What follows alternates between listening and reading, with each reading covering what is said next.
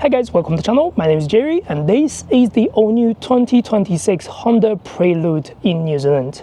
In this video, I want to tell you everything you need to know before buying this vehicle, from the exterior, the interior and the drive. Now, let's get started. First thing, the New Zealand pricing, 69,990 plus ORC. That's the only spec available in the New Zealand market. It's between the standard Honda Civic Hybrid and the Honda Civic Type R, being a sporty looking coupe shape that shares something from the Civic Hybrid and other things from the Civic Type R.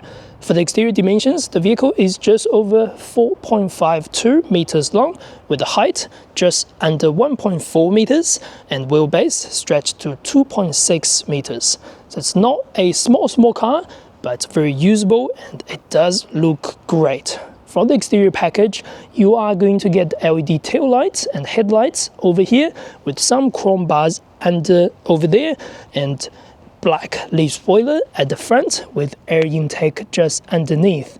I think it looks quite slim and sleek at the front. It looks gorgeous, that's to be fair. On the side, we have 19-inch alloys for the New Zealand market, plus a pair or two pairs of Continental tires. You also get the 4-piston Brembo specific brake calipers, which is actually the same brake performance as a Honda Civic Type R. On the side, the profile of this looks like a traditional coupe and what it should look like really. It might not be the same as the Prelude from 25 or 30 years ago, but remember, this is a much newer generation with a lot more technology and things. At the back, I really love the slopey roofline, which creates a nice profile over here. Next, if we move to the back, this is the best angle for this Prelude. I love the tail lights design. It's very simple, sleek, it's just stylish. Underneath, we have the black Prelude logo over here. On the top, Honda spelled out logos just over there. There are some diffuser look body panels underneath with black trims again. In the center, you will find the blue trims along with the front and along with the blue calipers and blue stitchings. That means the blue is going to be the color choice for this vehicle if you really like that. Speaking of the blue, this color is white or silver or anything like that. They look really good detail when you look close. The paint is very shiny, very good looking. What do you think about the new Prelude exterior package? Please let me know in the comment down below. Now, behind the seats, the Honda Prelude gets a manual tailgate, which is a lift back, of course. You will get around 264 liters of combined volume with the seats all the way up. Guaranteed, if you don't sit anywhere at the back, push down the seats, 40-60 split, you'll get more than 660 liters of total volume up to the window. It's not too bad, it's not too shallow. You are able to fit 2 suitcases over here. Underneath, this vehicle does not come with a space saver, but I guess with that space, you could fit something if you need to. So, not too bad compared to competitors on the market. On the side, the Honda Prelude does have these flush looking door handles, which will open up when you get close to the vehicle, and then the doors are just large on the side, being a coupe shape. Shame it does not have the frameless glasses. It will look much cooler, I think, but that's Honda's choice. To get to the back seats, you will need to pull these first and slide over there, or simply get in if you wish. Behind the driver's seat, unfortunately, the Honda Prelude is not built for adults to be sitting at the back. I'm about 178 centimeters tall. I can't sit straight up. I have to make sure I bend my neck just around here, and with glass touching literally on top of my head. Next, let's get to the driver's seat. The seat itself is very nice. It does hold you very well. It's not as sporty as some other vehicles, which actually makes sense. It's soft, it's comfortable, it's got full leather interior like this. You do get a lot of black finish in the center, some white finish on the top with Prelude logos. On the side, you also find all these blue stitchings going around the vehicle. So again, it matches the exterior blue package, of course. Get inside. Switch on, keyless entry, and push button start. Steering itself is really nice. You got flat bottom and very thick steering. I like how the size of the steering feels like. And again, blue stitchings again. You do have other things like adaptive cruise control, lane departure warning, lane keep assistance, and volume control, and paddle shifters. When you drive the vehicle under Sport Plus, you can change to paddle shifters, which makes a really fast shift, simulating shift, that's to be fair. And then in front of us, that's a 10.2-inch display dashboard. It's very clear. You are able to change to quite a few things on the left, on the right to be personalized, and you can change your music panels on the left as well if you wish. Along with that, if you change to different drive modes, that will have a slightly more display for GT, for comfort, to give you a different background and things. Remember, you can also change to S+. That means the vehicle will go into a very cool simulating shift and match revs for you when you are driving or when you are having fun. Everything about that dash is very clear. In the center, we have a 9-inch instrument panel. This panel is small for modern standards, but just brilliant. The first second when you get inside the car, you know what you need to do and what you can do with this vehicle. You get direct buttons on the side, you get Google Maps and Google Assistant. Surprisingly, when you connect this to the internet, that means while you are driving, you could use Google Assistant to guide you somewhere, to call someone if you have your phone connected. That's really smart. You don't see that in traditional, manufacturers like Honda, but it's just lovely to see. Now, only that, this vehicle will also get the newest Honda Connect. When you connect your smartphone, you can check the vehicle status from distance. You can remotely control a few things from the vehicle. So that's also very smart. Over here, we have Android Auto and Apple CarPlay. Both are wireless connection. It's going to be full screen just like this, and they do look alright. No issue whatsoever. You do still get traditional dials to change your volume, which is just brilliant. You do get traditional dials to change your volume, and you do get a lot of settings over here to change everything. And coming down to this, everything about air conditioning is all controlled through here. You'll get heating seats on both sides, and all the controls and these buttons is very satisfying. I just love that. You can't take that away, Honda, please. Underneath, twin USB-C charging, 12-volt socket, wireless phone charging, very simple. In the center, these dials can look busy from the start, but very easy, very intuitive once you get started. Drive, reverse, neutral, park, handbrake, auto hold. On the left, drive mode selection whenever you like, S+, whenever you like on any specific mode. So it's going to give you a very nice driving experience. Quite deep cup holders in the center, small storage over here. Lastly, that's going to be a good size glove box on the side. Other things about the interior, you get soft pointed interior on the top, leather material in the center, plastic underneath, but everything around this cabin is well made and well appointed. I really love the layout of pretty much everything, including this nice Prelude logo over there. This white panel looks alright, it matches the seats. Again, I enjoy the interior very much. Alright, next, let's take the Honda Prelude for a drive. First thing, visibility around this vehicle, front, side, even the rear is excellent. There's no literally weird blind spot available on this vehicle.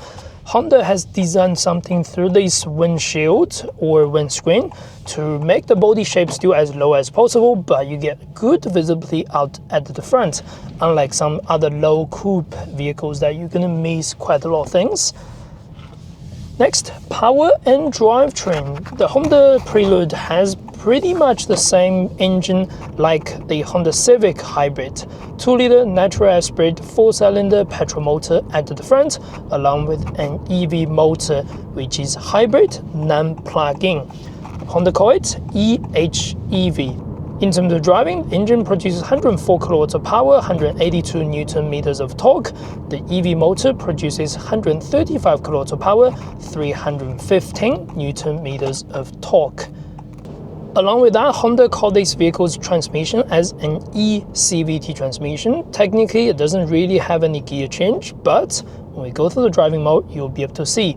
You are able to change to 4 different driving modes, all the way from individual, where you can personalize a lot of things, customize powertrain, steering, suspension, engine sound, ACC, and gadgets. And then you have sport mode. That means everything is in sport sharp to get the best throttle response, slightly stiffer suspension in terms of body rolls and things like that. Next one is GT, nice cruisy type of suspension, so it's nice in long journeys and things. And then comfort, which will be like a standard daily drive in terms of how the vehicle performs. What does it affect for the daily drive? Under GT, that's my favorite mode right now, just for standard cruisy type of a drivetrain and transmission.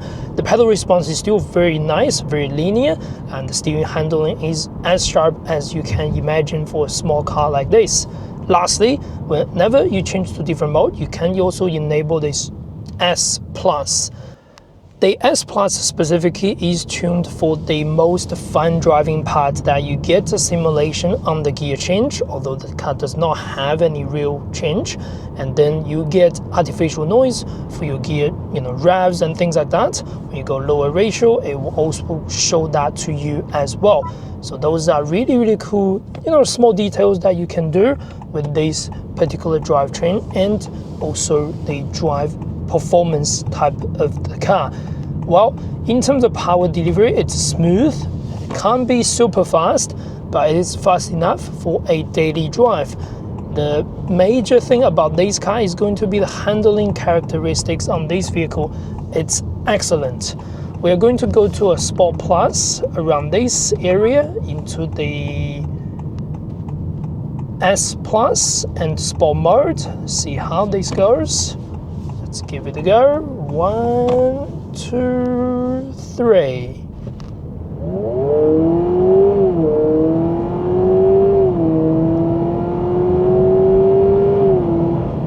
There we go. It's very nice, easy to get up to the speed, and the vehicle does give you nice artificial noise when it comes to the driving part of it.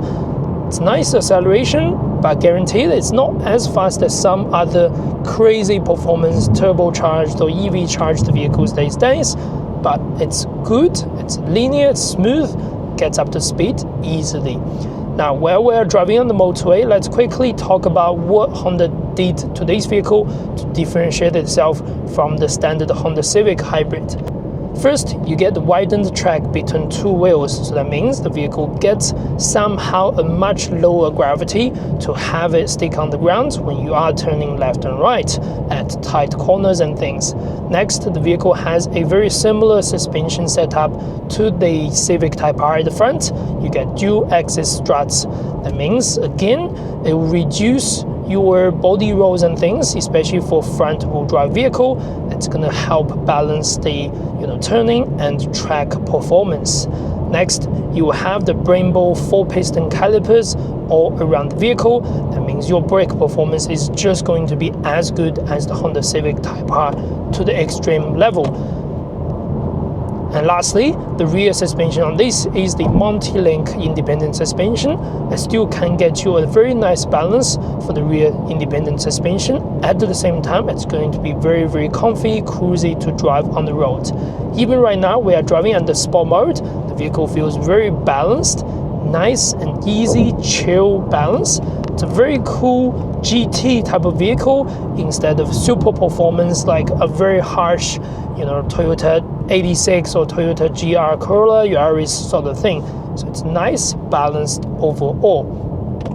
Going through here, let's quickly test it on the corners. And when you are slowing down, the downshift does give you all the rev matches and things, which is really, again, cool. The steering is where the fun part of this car, and it's going to be super nice when you turn any corners. It feels very agile, very precise, and they're just very engaging. Look at that. You're not losing any balance whatsoever. Very little, body rolls when you are going on the corners and things. All right, sport mode again. 1, 2, 3.